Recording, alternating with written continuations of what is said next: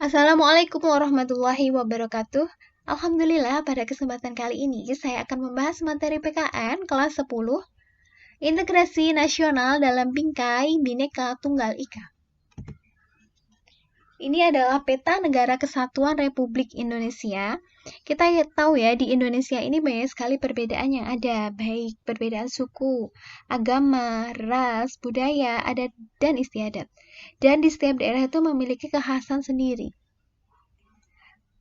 Meskipun di Indonesia memiliki perbedaan yang ada, itu bukan menjadi sebuah penghalang, bukan menjadi sebuah konflik, tapi kita memiliki satu tekad yang sama, satu tekad yang utuh untuk mewujudkan persatuan dan kesatuan bangsa Indonesia demi terciptanya integrasi nasional. Alat pemersatu bangsa itu adalah dasar negara kita adalah Pancasila. Bendera kita adalah bendera merah putih, bahasa kita adalah bahasa Indonesia. Jadi di sini bahasa Indonesia ini menjadi bahasa nasional dan bahasa persatuan.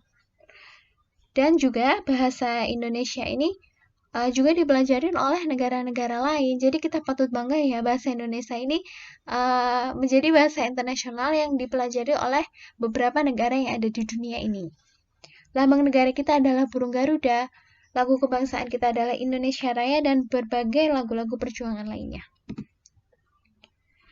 Maka dari itu, melihat keanekaragaman yang ada di Indonesia ini, para pemuda-pemuda yang ada di berbagai daerah di satu tanah air Indonesia ini berkumpul menjadi satu, mengikrarkan sebuah Sumpah Pemuda pada tanggal 28 Oktober 1928 yang menyatakan bahwa negara Indonesia itu mengaku bertumpah darah, yang satu yaitu tanah air Indonesia. Terus mengaku berbangsa yang satu, bangsa Indonesia, dan menjunjung bahasa persatuan yaitu bahasa Indonesia. Nah, sekarang kita akan masuk ke materi kita, yakni adalah integrasi nasional. Apa sih arti integrasi itu? Yaitu menyatukan, memadukan, dan menggabungkan atau mempersatukan. Nasional itu adalah bangsa. Jadi di sini arti integrasi nasional itu secara politis itu adalah penyatuan berbagai kelompok budaya dan sosial dalam kesatuan wilayah nasional yang membentuk suatu identitas nasional.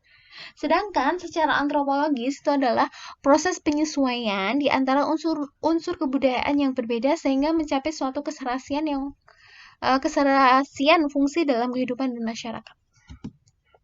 Jadi dapat disimpulkan integrasi nasional bangsa Indonesia adalah hasrat untuk bersatu sebagai suatu bangsa, menjadi satu kesatuan bangsa yang resmi dan direalisasikan dalam satu kesepakatan atau konsensus nasional melalui Sumpah Pemuda. Faktor pendukung terjadinya integrasi nasional itu adalah adanya rasa senasib seperjuangan, karena dulu sama-sama dijajah ya negara kita, jadi memiliki rasa senasib yang sama.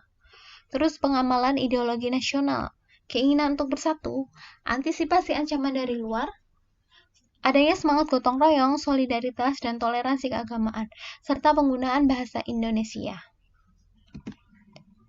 Sedangkan faktor penghambat integrasi nasional itu adalah kurangnya penghargaan terhadap kemajemukan, kurangnya kesadaran terhadap ancaman dan gangguan dari luar, berkembangnya etnosentrisme, yaitu menganggap kebudayaannya lah atau sukunya lah yang paling baik dibandingkan yang lainnya. Terus kurangnya toleransi dan saling menghargai. Syarat integrasi nasional itu harus masyarakat itu merasa bahwa mereka itu berhasil saling mengisi kebutuhan antar satu sama yang lain. Kemudian tercipta kesepakatan bersama mengenai norma dan nilai sosial. Selanjutnya, norma dan nilai sosial itu dijadikan aturan baku dalam proses integrasi nasional, sehingga semua warga negara itu bisa mengimplementasikan nilai dan norma yang sudah disepakati bersama, sehingga warga itu harus meminimalisasi konflik yang ada atau yang terjadi. Nah, sekarang adalah ancaman dan tantangan integrasi apa sih? Di antaranya adalah adanya gerakan separatisme. Kita tahu ya, ada OPM, Organisasi Papua Merdeka, yang ingin memisahkan diri dari Indonesia. Kemudian ada GAM, Gerakan Aceh Merdeka, juga ingin pisah dari Indonesia kita. Terus spionase, mata-mata, berita bohong atau berita palsu, terorisme, peredaran narkoba, dan penyalahgunaan teknologi. Nah, itu semua bisa kita atasi dalam menghadapi ancaman dan tantangan itu dengan adanya sikap bela negara. Jadi sikap bela negara ini harus dijiwai oleh kecintaannya kepada Indonesia berdasarkan Pancasila dan UUD 1945 dalam menjamin dan mewujudkan kelangsungan hidup bangsa negara yang seutuhnya. Dengan penuh kesadaran, tanggung jawab, rela berkorban dalam pengabdian kepada bangsa dan negara.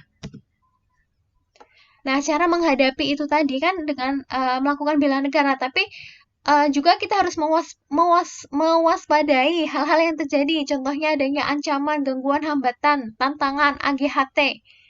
Nah, ancaman itu adalah usaha yang bersifat mengubah kebijaksanaan yang dilakukan secara konseptual melalui tindak kriminal dan politis. Contohnya disintegrasi bangsa melalui gerakan separatisme.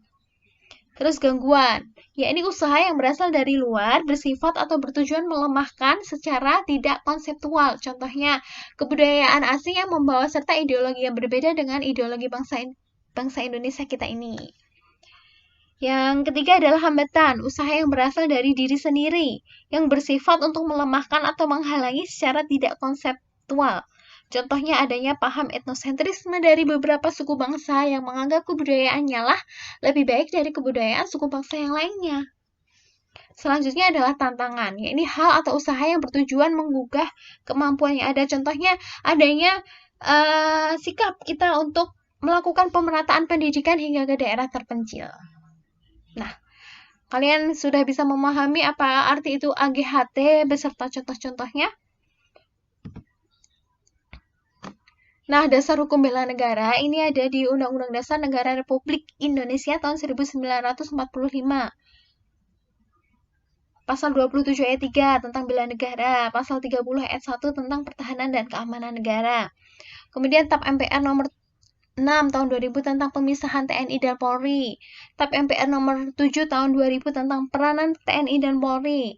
Dan Undang-Undang nomor 3 tahun 2002 tentang pertahanan negara. Unsur bela negara itu adalah cinta tanah air, adanya kesadaran berbangsa dan bernegara, meyakini Pancasila itu sebagai ideologi negara, rela berkorban untuk bangsa dan negara, memiliki kemampuan awal untuk melakukan bela negara. Nah, dengan cara apa kita bisa melakukan bela negara? Dengan mengikuti pembelajaran pendidikan kewarganegaraan. Setelah kita mengetahui, kita memahami, kita bisa mengaplikasikan itu semua dalam tindakan kita, dalam sikap dan perilaku kita sehari-hari sesuai dengan tujuan bersama bangsa Indonesia ini agar menjadi warga negara Indonesia yang baik. Terus pelatihan dasar kemiliteran, pengabdian sebagai TNI maupun pengabdian sesuai keahlian atau profesi. Demikian, semoga bermanfaat. Terima kasih. Wassalamualaikum warahmatullahi wabarakatuh.